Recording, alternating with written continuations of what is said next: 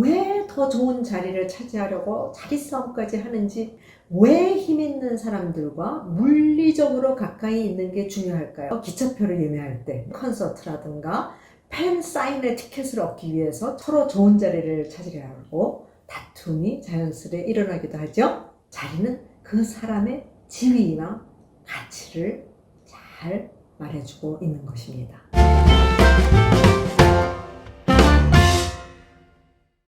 봉주 최정화의 랑데부입니다. 오늘은요, 내 자리는 어디에? 네, 맞아요. 자리 싸움에 대해서 이야기를 해보려고 합니다. 한 친구가요, 회사를 그만뒀더니 내 책상만 없어진 게 아니라 내 자리 자체를 잃어버렸어 라고 말한 게 기억이 나네요. 자리는요, 사람이 차지하고 있는 공간이나 장소를 말하죠. 지정된 자리가 없는 경우에는요, 누구나 먼저 앉으면 될 때에는요, 서로 좋은 자리를 찾으려고 다툼이 자연스레 일어나기도 하죠. 자리 싸움이란 좋은 자리나 지위를 차지하기 위해서 서로 다투는 경우를 말하는 경우가 좀 많은 것 같죠. 자리 싸움이 치열하게 벌어지는 그 이유가 뭘까요? 이제부터 우리 알아볼까요? 자리 싸움은 단순한 위치 확보를 넘어서요, 소통이라든가 집중력, 또 편안함, 효율성과 같은 여러 가지 이점을 제공하기 때문에 그렇게 서로 다투게 되는 거죠. 그러면 우리 몇 가지 예를 들어서 보기로 할까요? 우리나라에서 쉽게 볼 수 있는 자리 싸움의 예를 몇 개 들어보겠습니다. 우선 설날이나 추석과 같은 명절 연휴에 고향으로 가기 위해서 기차표를 예매할 때 치열한 자리 다툼이 일어나죠. 그 다음에 또 인기 과목을 수강하기 위해서 그 수강 신청을 할 때 서버가 마비될 정도이고요. 또 유명 학원 등록을 할 때도 역시 마찬가지이죠. 그 다음에 또 아이돌 콘서트라든가 팬 사인회 티켓을 얻기 위해서 정말 치열한 경쟁이 일어나는데 이 역시 서버가 다운되는 경우를 우리 종종 보죠. 그 다음에 또 대형 할인 행사라든가 또 명품 브랜드 시즌 오프 세일 같은 경우에도 정말 치열한 다툼이 일어나고 있습니다. 즉 이런 자리 싸움은요, 제한된 자원을 서로 확보하고자 하는 그러한 욕구에서 비롯되며 이러한 경쟁은 때로는 사회적인 이슈가 되는 걸 우리 종종 목도했죠. 해외에서도 이 자리 싸움은 치열한데요. 미국의 여러분들이 너무 잘 아시는요, 블랙 프라이데이 행사, 11월 넷째 주 금요일 날 열리는 이 대규모 아주 대폭적인 그러한 할인 행사일 때 서로 밤을 새고 줄을 서서 서로 좋은 자리를 차지하려고 하죠. 그 다음에 파리라든가 뉴욕이라든가 밀라노에서 있는 패션 위크에 있는 패션쇼의 경우도 역시 예외가 아닙니다. 이러한 자리 싸움은요, 그냥 자리를 차지하는 것을 넘어서 경험의 질이라든가 또 네트워킹에 좋은 기회이고요. 또 그리고 사회적인 지위와 명성을 획득하기 위한 중요한 수단이 되는 것인 거 우리 잘 알고 있죠. 지금부터는요, 있어야 할 자리에 있어야 가치를 발휘한다는 이야기를 여러분들께 해드리고자 합니다. 파리의 한 골동품 숍에서요, 아주 오래돼갖고 빛도 바랜 진주 목걸이를 500불에 산 한 미국인 관광객이 있었답니다. 자기 나라 미국으로 돌아와서 현금이 필요하게 돼서요, 근처 보석상에 들고 갔죠. 그랬더니 2만 불을 줄 수 있다고 해서 500불에 샀는데 2만 불? 다시 들고 왔습니다. 혹시 더 비싸게 받을 수 있나 해서요. 그 다음날 꽤 이름이 있고 알려진 골동품 숍에 그 진주 목걸이를 들고 가 보여줬더니요, 주인이 한참 이리저리 들여다보더니 5만 불을 줄 수 있다고 해서 놀란 그 사람은요, 주인한테 솔직하게 물었답니다. 아니, 색도 바랜 이 진주 목걸이가 어떻게 그렇게 값이 많이 나갑니까? 솔직한 질문을 던진 것이죠. 그랬더니 이 골동품 숍 주인은요, 정말 의외라는 듯한 표정을 지으면서 어머, 아직도 모르셨어요? 돋보기를 들이대며 자세히 보라고 이 들른 손님에게 자세히 보라고 했습니다. 어머, 자세히 들여다보니까요, 깨알같이 작은 글씨로 사랑하는 조세핀에게 황제 나폴레옹으로부터, 그리고 오른편에는요, 나폴레옹 황제의 친필 사인이 들어있었답니다. 이 진주 목걸이는 그 자체만으로는 몇십 불 정도밖에 안 되지만 여기 적혀있는 이 글씨와 이 사인으로 그렇게 값이 많이 나가는 겁니다 라고 주인이 설명을 곁들였습니다. 즉, 이 진주 먹거리는 고물상에 있었다면 몇십 불 정도에 해당하나 마땅히 있어야 할 자리에 있다면 엄청난 진가가 발휘될 수 있다는 겁니다. 여러분들도 수긍이 가죠?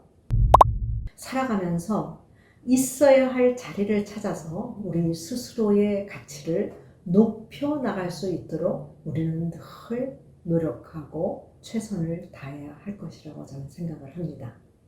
자리가 사람이나 사물의 가치를 재는 척도가 되는 것이죠. 즉, 다시 말하면 자리가 가치를 부여하는 거죠. 우리말에도 앉을 자리 또 누울 자리를 보고 다리를 펴야 한다라는 말이 있지 않습니까? 어디를 가든 자기가 앉을 자리가 있으며 자리는 그 사람의 지위나 가치를 잘 말해주고 있는 것입니다. 사람은 많고 자리는 참 한정이 되어 있지 않습니까? 그러니 어디를 가든 자리를 잡기 위해서 갈등이 생기고 다툼이 일어나게 되는 것입니다. 갈등이 생긴다고 말하면서 보니까요, 우리 갈등이란 표현의 그 어원을 좀 이 기회에 짚고 넘어가면 재미있을 것 같아요. 네, 갈등이란 단어에서 갈이라는 것은 칡을 뜻하는 것이고요, 등은 등나무를 뜻합니다. 이 두 식물은 공생관계에 있는 거 여러분도 잘 아시죠? 네, 칡과 등나무는요, 동아줄 같이 센 줄기를 다른 나무 등걸에 칭칭 감고 휘저감고 올라가죠. 그래서 둘이 종잡을 수 없이 뒤틀려서 타래를 감다 보니까요, 엉망으로 뒤엉켜서 풀기가 어려운 상태에 이르게 되는, 즉 갈등이 생기게 되는 것이죠. 서로 좋은 자리를 차지하겠다고 밀고 당기고 누르고 감아 덮으려들며 또 뒤틀고 펴는 불화와 충돌을 칡과 등나무에서도 우리는 볼 수 있는 거죠.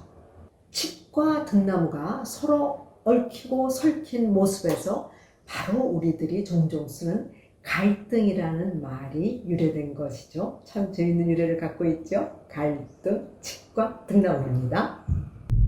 사람들은요, 자신이 있어야 할 자리를 찾으며 또 일단 잡은 후에는요, 그 자리를 지키려고 노력을 합니다. 많은 애를 쓰죠. 하지만 그 자리에 마냥 앉아 있을 수만은 없고 마냥 머무를 수만은 없고 언젠가는 좋든 싫든 내려와야 하는 게 또 자리 아니겠습니까? 또 우리에게는요, 주어진 자리가 있습니다. 가정에서나 학생 때는 학교에서나 직장에서나 사회에서 주어진 자리, 즉 맡겨진 자리가 있는 것이죠. 또 자리는 사람이 거쳐간 흔적이며 이 지나간 흔적은 그 사람의 모습이며 발자취인 것입니다. 이제는요, 사람들이 왜 더 좋은 자리를 차지하려고 자리 싸움까지 하는지 궁금하시죠? 같이 알아볼까요? 일반적으로 가장 중요한 정보나 행동, 액션은요, 중앙에서 벌어집니다. 회의나 모임에서 우리 가운데 앉는 것은 주위 사람들과 소통을 보다 더 잘하기 위해서일 수도 있습니다. 또 가운데는요, 주변 사람들과 대화를 나누기에 최적화되어 있죠. 또 주변 사람들과 쉽게 교류할 수 있는 자리가 바로 이 가운데 자리이기도 한 것입니다. 그리고 여러분들, 힘은 자리에서 나온다 하는 말 종종 듣죠? 사회적, 정치적, 경제적 힘이 그 자리에 따라서 결정이 된다는 그런 뜻을 가진 말이 바로 힘은 자리에서 나온다 하는 그 말 아니겠어요? 이는요, 물리적인 공간뿐만 아니라 어떠한 조직 내에서의 위치나 역할을 가리키기도 합니다. 힘이 있는 사람 옆에 있다는 것은 종종 그와 밀접한 관계에 있는 것을 의미하고요. 또 이는 여러 혜택을 가져올 수 있는 것이죠.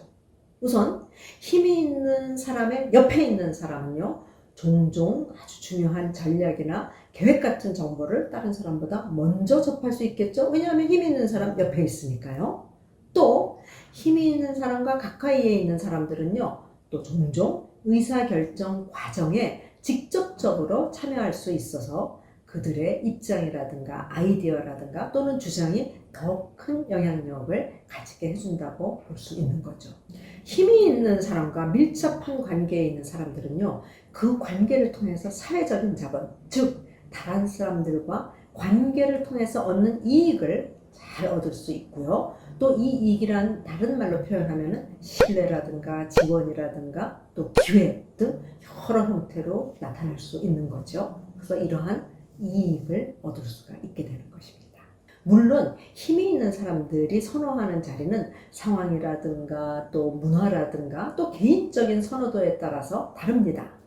하지만요, 일반적으로 중앙에 위치한 자리는요, 종종 힘을 반영하는 자리로 간주가 되죠. 이는 중앙에 앉는 사람이 다른 사람들에 비해서 주목을 받는 경향이 있기 때문인데요. 한 예를 들어 볼까요? 우리가 회의에서 중앙에 앉은 사람들은 종종 그 그룹이나 조직의 리더라든가 아니면은 중요한 역할을 하는 사람인 경우가 많은 거 우리가 다 알고 있지 않습니까? 그럼에도 불구하고 모든 힘 있는 사람들이요, 항상 중앙에 있기를 원하는 것은 아니죠. 힘 있는 사람들 중에서는요, 주변에서 일어나는 일들을 좀 더 편하고 자연스럽게 잘 관찰할 수 있도록 벽 가까운 구석 자리를 선호하는 사람들도 물론 있고요. 또 덜 주목을 받으면서 일 처리를 하는 것을 선호하는 사람들도 물론 있는 것을 우리는 경험으로 다 알고 있지 않습니까? 그렇다면은 왜 힘 있는 사람들과 물리적으로 가까이 있는 게 중요할까요? 왜 힘 있는 사람들 가까이 가려고 사람들이 애를 쓰는 걸까요? 힘 있는 사람들하고 가까이에 있으면요, 그 사람과의 관계를 더욱 쉽게 맺을 수 있고 또 서로의 이해를 높이고 신뢰를 쌓는 데 도움이 되겠죠. 그리고 또 힘이 있는 사람들은 종종 중요한 정보를 갖고 있잖아요. 그래서 그들과 물리적으로, 그쵸? 거리상 가까이에 있다는 것은 이 정보에 쉽게 접근할 수 있다는 것을 뜻하죠.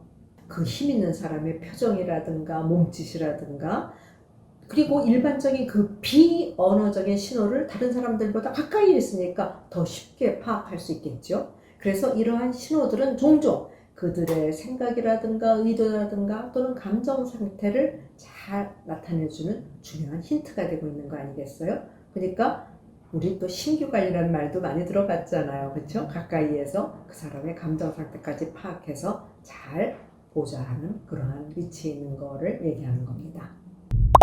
힘이 있는 사람과의 물리적 근접성은요, 그 사람에게 더 큰 영향력을 행사할 기회를 제공하기도 합니다.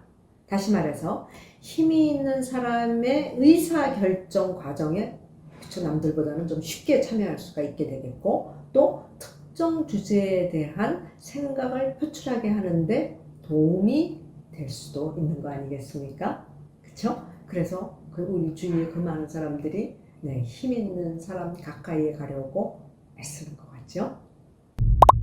하지만 이러한 장점들은요, 반드시 물리적인 거리에만 국한되는 건 아니죠. 여러분들 왜 그런지 짐작이 가죠?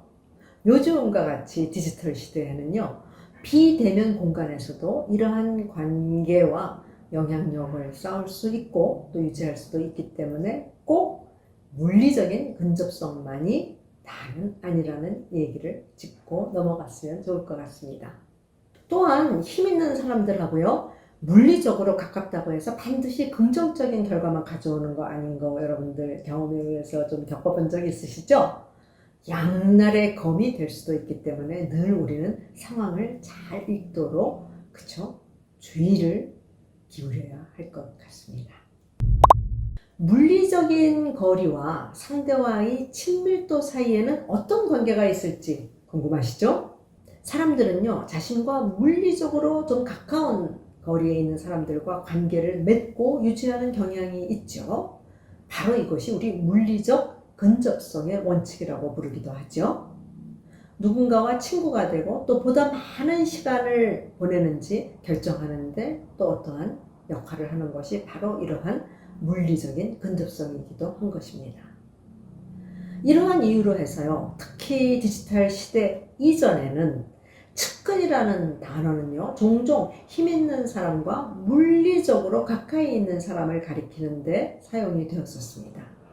하지만 오늘날에는요, 디지털 기술 발전 덕분에 사람들은 물리적 거리에 상관없이 돈독한 관계를 맺을 수가 있는 것입니다.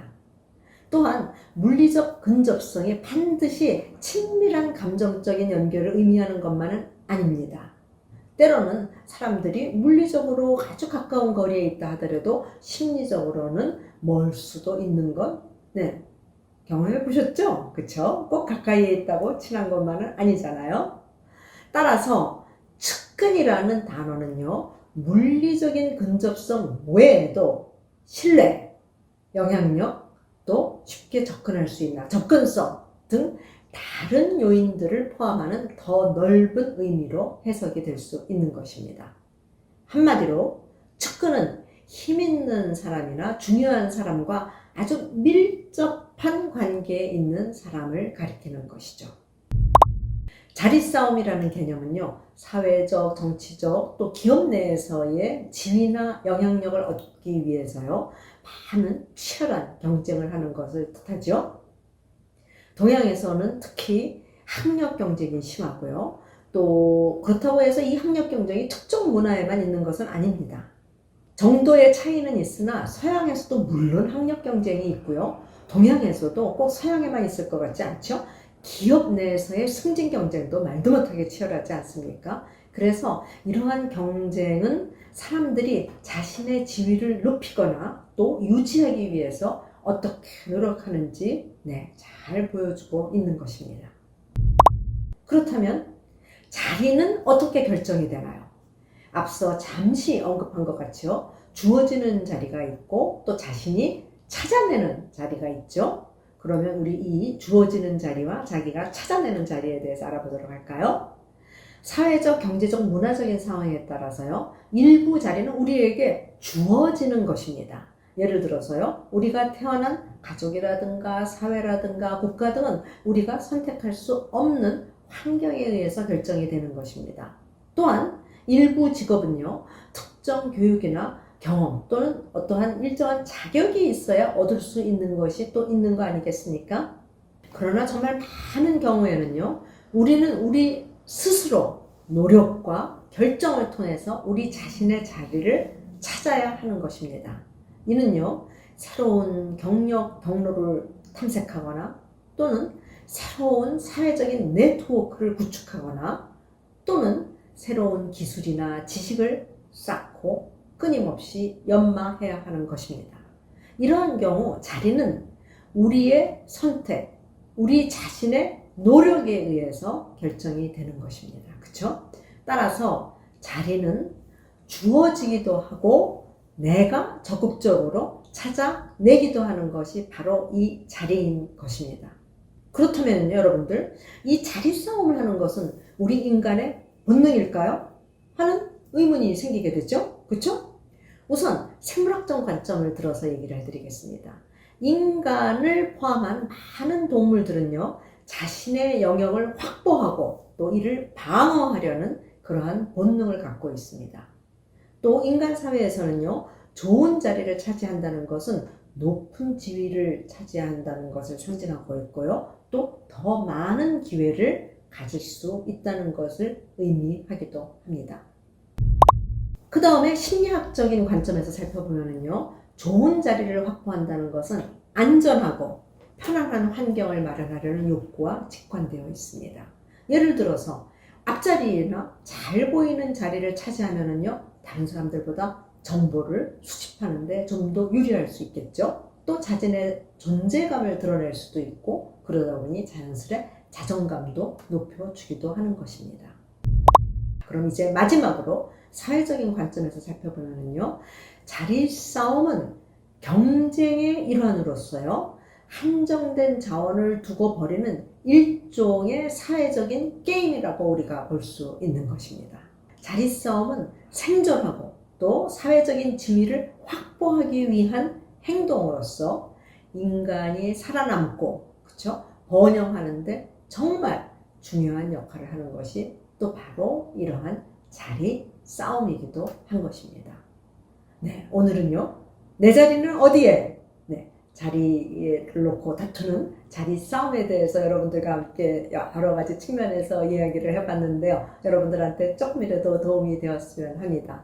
그러면 다음에는 어떤 얘기를 할지 궁금하시죠? 우리 곧 또 다음에 만나기로 해요. 아비안또!